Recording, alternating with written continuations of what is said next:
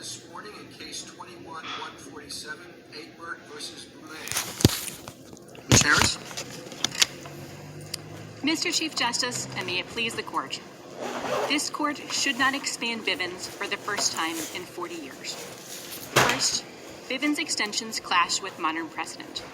Bivens interpreted federal courts' jurisdiction over federal questions as authorizing courts to fashion new damages actions. Decades of intervening cases reject that premise and remove any doctrinal basis for Bivens extensions.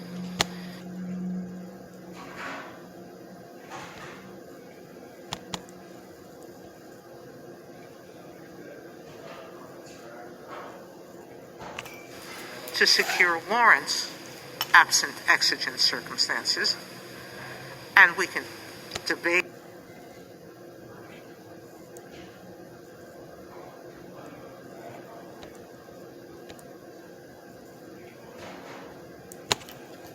We will hear argument this morning in case 21-147, Egbert versus Boulay. Ms. Harris? Mr. Chief Justice, and may it please the Court, this Court should not expand Bivens for the first time in 40 years. First, Bivens extensions clash with modern precedent. Bivens interpreted federal courts' jurisdiction over federal questions as authorizing courts to fashion new damages actions. Decades of intervening cases reject that premise and remove any doctrinal basis for Bivens extensions. Second, this Court has held that any reason to think Congress might doubt the efficacy or the necessity of a damages remedy bars new Bivens actions. Abbasi and Hernandez make respect for the separation of powers the key consideration. But the Constitution vests Congress alone with the power to create damages actions. Abbasi and Hernandez say courts must pause if the judiciary isn't well suited to assess the systemic costs and benefits of a new damages action. But courts are never equipped for such predictive empirical judgments. Abbasi and Hernandez also rule out Bivens extensions if Congress has extensively legislated in an area. But Congress has extensively legislated about federal officer liability without allowing individual damages actions. Third, at the very least, this Court should not expand Bivens to First Amendment retaliation claims or to Fourth Amendment claims involving border security. Those claims raise yet further grounds for pause and would explode the universe of Bivens claims. For First Amendment retaliation claims, plaintiffs could portray virtually any governmental action as unconstitutional if taken for retaliatory reasons, creating especially amorphous Bivens liability. Further, allowing First and Fourth Amendment claims against agents involved in border security also implicates national security, as Hernandez recognized. And finally, there are many alternative means to protect these constitutional interests. I welcome the Court's questions. Well, Ms. Harris, pink straw when you have the Fourth Amendment claim in Bivens is similar to the Fourth Amendment claim here, so why doesn't that foreclose your argument that that's excluded? We respectfully disagree that the Fourth Amendment claim in Bivens is quite different from the claim here for a number of reasons. First of all, the class of defendants and the statutory mission of the officers is exceedingly different. The Federal Bureau of Narcotics mission is not the same in any respect as the statutory mandate under which Border Patrol officers are operating, and that is an important factor under Abbasi for a new context. And on top of that, we know, because Congress and the Court have said so, that the Fourth Amendment applies differently in a border context. And that, I think, also goes to the Border Patrol functions. Border Patrol agents are in dangerous circumstances every day trying to interdict terrorists, smugglers, illegal entry and exit of foreign nationals crossing the border. Couldn't you say something similar to that about police officers in the Fourth Amendment? I mean, it seems to be pretty much the same thing. But beyond that, though, if the Court adopted your approach, what survives as far as Bivens claims go? What survives is what we think the Court recognized in Abbasi would survive. So the Court said in Abbasi a lot of different. We will hear argument this morning in case 21-147, Egbert versus Boulay. Ms. Harris? Mr. Chief Justice, and may it We will hear argument this morning in Case 21-147, Egbert versus Boulay. Ms. Harris? Mr. Chief Justice, and may it please the Court, this Court should not expand Bivens for the first time in 40 years. First, Bivens extensions clash with modern precedent. Bivens interpreted federal courts' jurisdiction over federal questions as authorizing courts to fashion. We will hear argument this morning in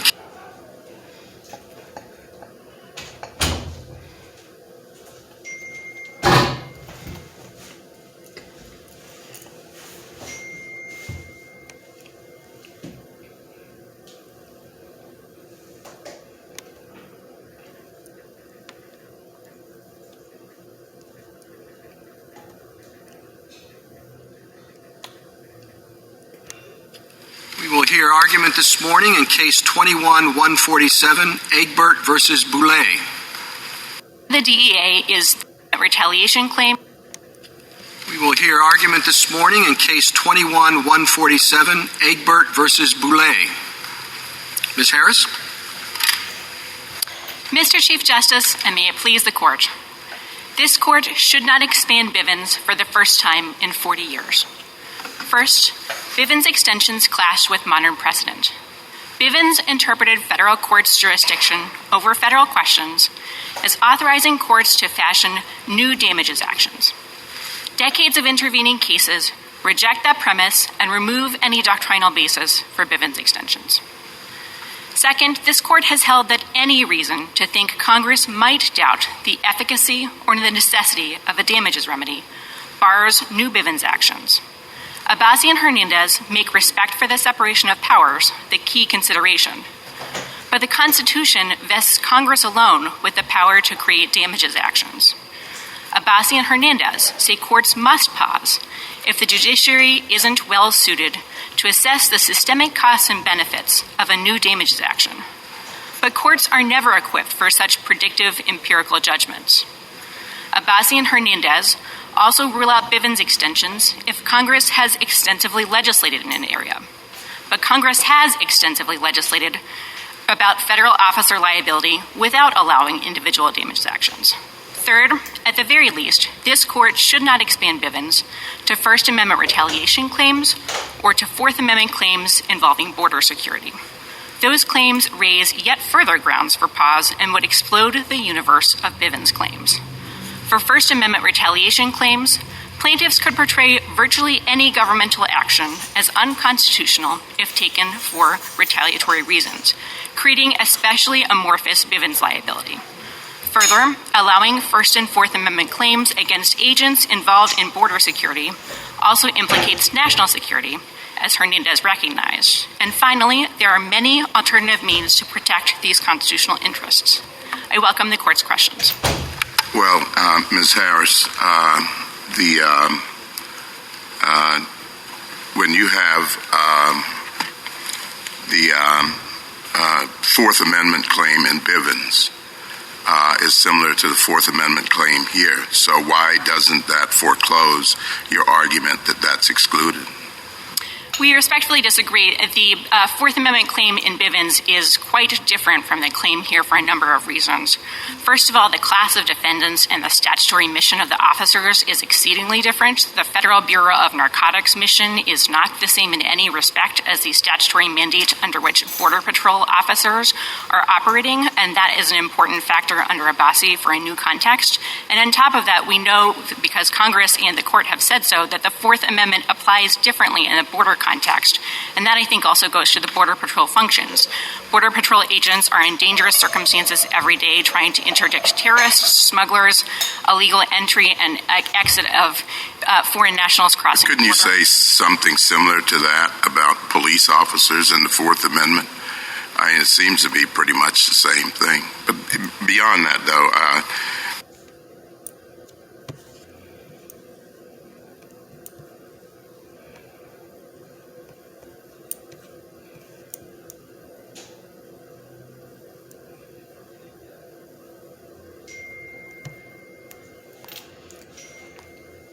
We will hear argument next in case 2016-41, Marietta Memorial Hospital Employee Health Benefit Plan versus DaVita Incorporated. Mr. Kulowitz. Mr. Chief Justice, and may it please the Court, for 4 decades, the Medicare Secondary Payer Act has been a coordination of benefits statute. It establishes that a group health plan must pay its benefits first during a 30-month coordination period when the plan and Medicare both cover an individual who must contend with end-stage renal disease. The plan must not take into account the Medicare entitlement or eligibility of an individual during that time or differentiate in the benefits that it provides between individuals with end-stage renal disease and other individuals covered by the plan on a basis that relates to that diagnosis. The Sixth Circuit has determined that there also is an implied mandate that dialysis providers occupy a specific position to be determined relative to providers who serve other vital health care needs of the 157 million American people who depend upon group health plans to defray the costs of their health care. When Congress requires a specific benefit or parity between benefits, it does so directly. It did not do that here. The Medicare Secondary Payer Act coordinates benefits. It does not prescribe them. The plan at issue in this case provides the same benefits uniformly to all participants and as primary payer during the 30-month coordination period. Respondents failed to state a claim under the Medicare Secondary Payer Act.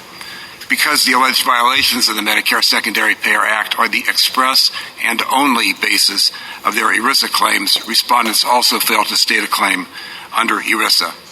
The Court should reverse the Sixth Circuit and enter final judgment in favor of petitioners on all remaining claims. I welcome the questions of the Court. Doesn't your approach permit the differentiation or some differentiation between sort of high-cost services that are used by a certain segment of the population? I think that's the argument here, that you have a lot of people who are not in a good position to pay, who are being charged at an amount that they're high usage, they're poor, and they can't pay the cost. And it seems as though your approach target that group. Your Honor, the approach that this plan takes is actually to minimize the actual out-of-pocket payment that the participants in any situation who are receiving dialysis will make. What this plan does by tying the benefit, by making the allowable charge the Medicare base rate and paying at 125% of that means that the plan pays 70% and the individual pays 30%. So what's the disagreement? The respondent does not agree with that assessment of your approach. Yes, Your Honor, that's correct. What the respondent seeks in paragraph 67 of its complaint and amended complaint on pages 32 and 322 of the respective appendices is that they have a right to be paid under the Medicare Secondary Payer Act their full undiscounted charges, because that is the only way to eliminate the specter that they hang out there of balanced billing. But what that would mean for the participant is a participant who has been paying 30% of 125% of the Medicare rate, which is $257 this year. So the participant will be paying roughly $96 per treatment. But if the court grants the relief ultimately that DaVita seeks, that same individual will be paying 30% of, according to the Pacific Health Coalition amicus brief, the dialysis charges range from $1,041 to $6,000 per treatment. So that same participant, instead of paying $96 per treatment, will be paying up to $1,800 per treatment. Thank you. Thank you, Your Honor. Just a factual question. Is Marietta Memorial Hospital one hospital, like one big set of buildings? Yes, Your Honor. It is just one. So Tier 1 applies to people who go to that set of buildings. That's right. And does that set of buildings, or Marietta Memorial, provide the service of outpatient dialysis? No, it does not, Justice Breyer. There is, it says an exception in the thing where it says Tier 2 will charge. Will charge Tier 2 even if you get outpatient dialysis in the Marietta Hospital. But that exception has no application, I take it. Well, if a patient with ESRD is hospitalized for some reason and receives dialysis at the hospital at a Marietta... That's inpatient. That's inpatient. That's reimbursed at the Tier 1 rate, Your Honor.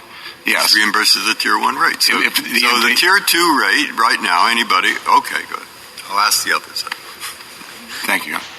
Counsel, does this plan as designed encourage people to get on Medicare? Your Honor, this plan is decision neutral as it pertains. Well, it's not really decision neutral. Those people who don't have Medicare can be balance bills, correct? And so they really are encouraged, I put the words, to join Medicare? Yeah, if they enroll in Medicare for Part B, Your Honor, there is a prohibition against balance billing. Right. But so if they're not, then you can balance bill. That's for an individual who is just... I ask that question only because it's a very complex area. You're going against the Medicare purpose of ensuring that the public fist is not dipped into until necessary. But this process is forcing those non-Medicare people to jump into Medicare as soon as they can. Well, Your Honor, CMS itself unequivocally encourages people in this sort of a situation to enroll in Medicare for the reasons that Your Honor has pointed out. And secondly, the Medicare Secondary Payer Act, by definition, contemplates that plans will pay a rate that plans may pay a rate below the Medicare base rate. Now, there is one big difference in benefits here, and for me, it is. It seems like the Tier 1, Tier 2, and I could be wrong, you can correct me, for everything else besides this condition, says that it will pay a certain percentage of the reasonable and necessary cost of a service. Am I correct?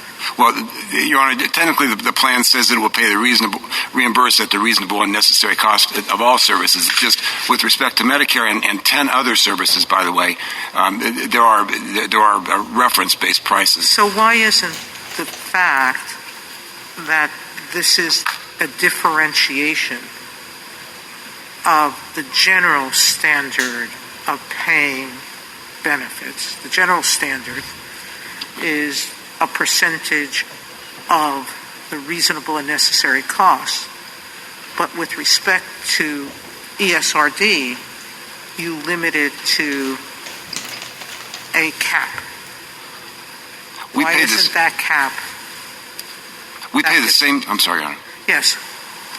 We pay the same percentage reimbursement for Tier 2. For Tier 2, it is treated as a virtual Tier 2 benefit. The only difference is that rather than accept what the respondents say is a reasonable and customary rate, because they are operating in a dysfunctional monopolistic market, so we base the reimbursement on the Medicare rate. But that's still a different way of treating people.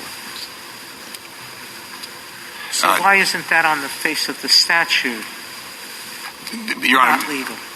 Because what the Medicare Secondary Payer Act requires is that a plan not differentiate in the benefits that it provides between individuals with end-stage renal disease and others covered by the plan. The benefits here the dialysis benefits are available to every individual covered by the plan for any purpose. Can I ask you? Maybe just state the question at a completely abstract level first. If there's a law that says you can't differentiate between Group X and Group Y, right, and you don't differentiate quite between Group X and Group Y, you just find a perfect proxy that ends up distinguishing between Group X and Group Y.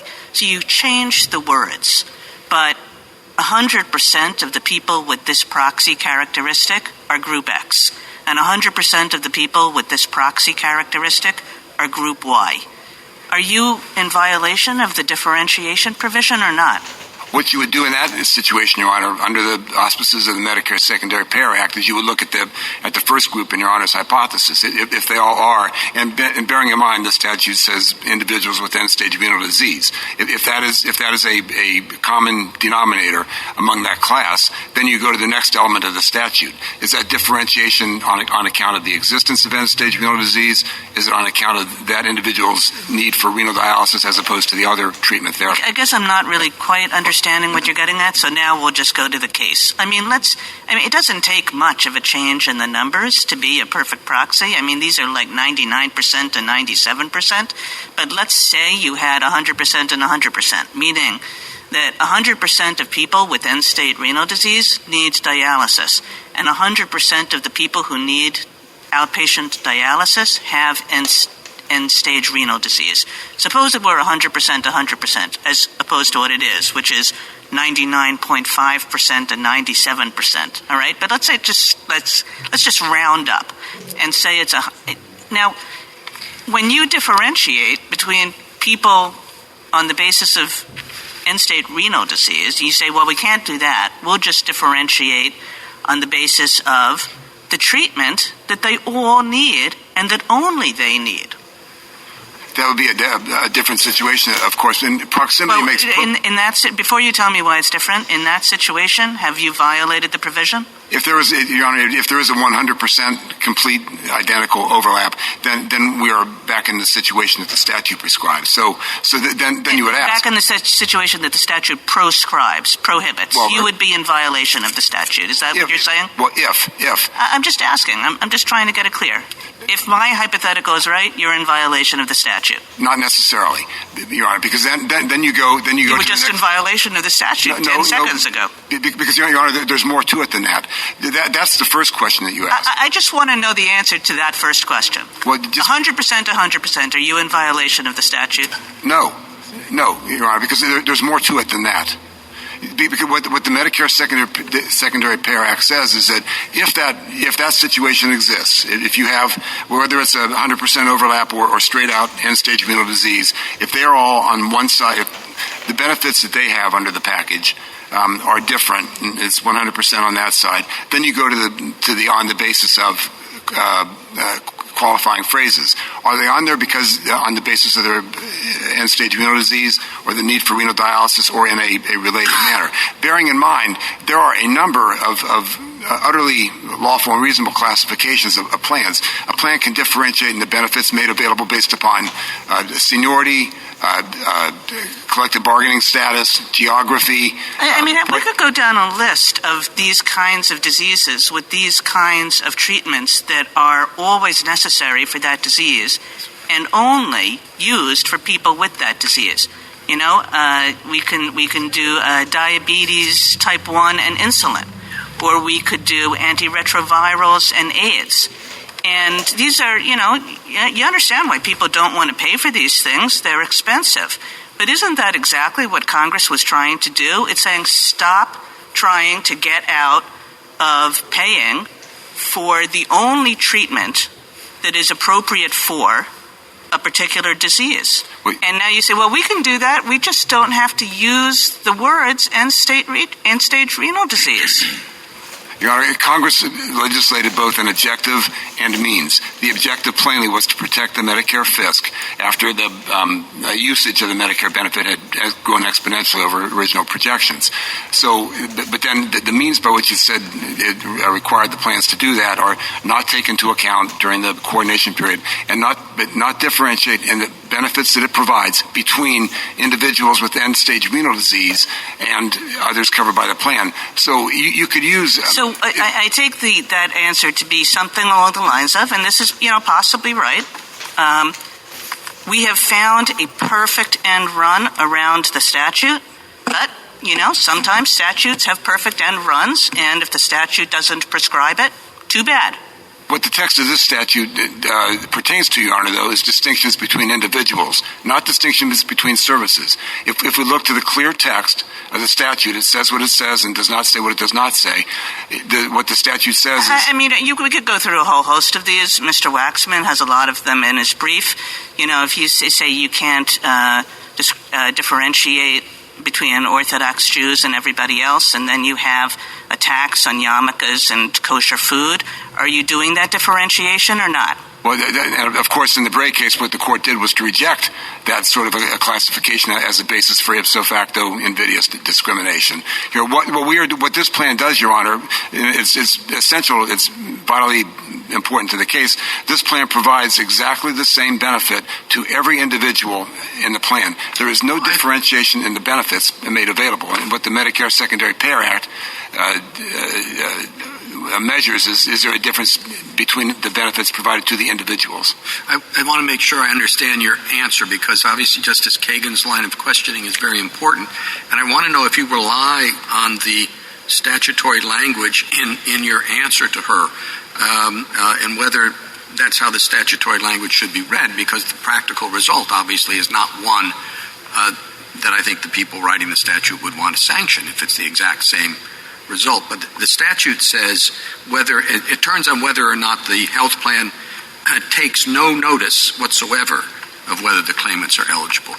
So even if, for example, it's 100% proxy between people who are over 6 feet tall and, you know, people who have blue eyes or whatever, and you cannot take account of how tall they are, is it really the case that you would be fine so long as you just asked if they had blue eyes or not? Well, Your Honor, that's medically an odd suggested hypothetical. But my point is, there could be 100% proxy, but you only take account of the one feature. Does that give you an out? Well, in response to Your Honor's first question, we rely specifically on the text of the statute. And what Congress did here is, when it wrote the text of the statute, it used classifications that are laser-focused on the congressional purpose. The congressional purpose was to temper the overruns from estimates of what the Medicare eligibility was going to cost, and that's people who are entitled to or eligible for Medicare, and that on the basis of an ESRD diagnosis. So that's exactly the classification that it used in the statute. It is the one perfect overlap here, because it overlaps directly with the objective of the Medicare Secondary Payer Act. So you're disagreeing with both circuits. The Ninth and the Sixth here both said if you differentiate and pay less for a drug that's used only for ESRD patients, that's okay. They said that's not okay. That's a proxy, basically. But both circuits agreed that would not be okay. Your Honor, ultimately... And the Ninth Circuit also accepted the proposition that this wasn't a proxy because there were some non-ERSD patients who had acute kidney conditions that were receiving the same benefits. But if the other side is right, that all those people are treated in hospital, so that we go to Justice Kagan's hypothetical, that this really is 100% ERSD patients. You're saying you're not violating. Of course, Your Honor, the other side is not correct in saying that there is a correlation there. Ever since the Trade Preferences Extension Act of 2015, there is no correlation. People with acute kidney injury go to outpatient dialysis. People with end-stage renal disease can get inpatient dialysis when they're in a hospital. The Ninth Circuit and the Sixth Circuit, the difference between the Ninth Circuit and the Sixth Circuit is the Ninth Circuit stuck with the statutory text, honored the statutory text, read it verbatim and literally. The Sixth Circuit has expanded upon that in a way that goes far beyond what the text would allow. Why does this not violate the statute from your point of view? I think it obviously doesn't, what I'm about to say, but I want to know why. Every single ESRD patient gets outpatient dialysis. All right? So the insurance plan says you're going to get 90% of the cost back. If you have a heart attack, however, you get a 95% of the cost back. Okay? Why doesn't that violate this statute? So long as that benefit package was available, Your Honor, to everybody covered by the plan, it would not violate the statute. The plan, Because it did. Look, it's only the ESRD patients that get 90%, and the heart attack patients get 95. Why doesn't that violate the statute? I misunderstood Your Honor's hypothetical. If there were a condition that singled out patients with ESRD and differentiated in the benefits to ESRD, if there was some distinction between the benefits available to a patient with ESRD and others covered by the plan, then the issue would arise under the differentiation clause. But it seems to me there are 10,000 different diseases, and I can't believe that insurance plans cover them all the same. Right. Do they? Which is exactly one of the problems with... Yeah, okay. So then my question was, if you give ESRD patients 90%, but you give people with the common cold 99%, you give people with heart attacks 83%, why doesn't all that violate the statute?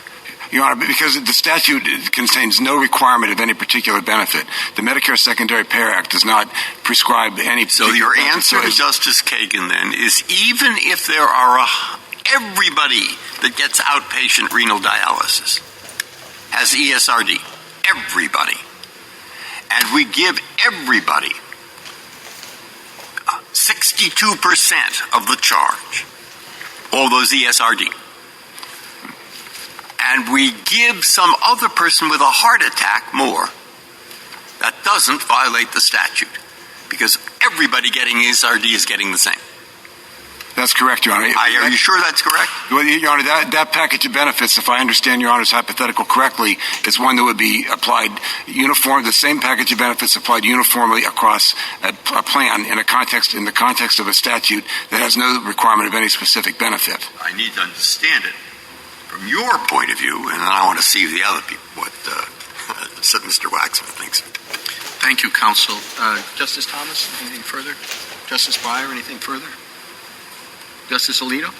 Well, I'm somewhat baffled by the statutory language. In 1395 YB1C, I start out sort of understanding it. The plan may not differentiate in the benefits it provides between individuals having ESRD and other individuals covered by such plan on the basis of the existence of ESRD.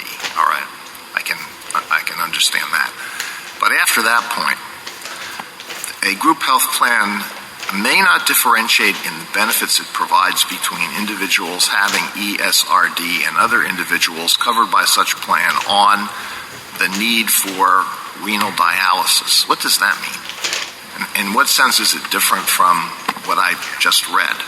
Because what that means is if the reason that the different package of benefits goes to the patients with ESRD, if the reason for that is because of their need for renal dialysis, then that would state a claim under the Medicare Secondary Payer. What does that add to the language that came before it? Because, Your Honor, it adds several things.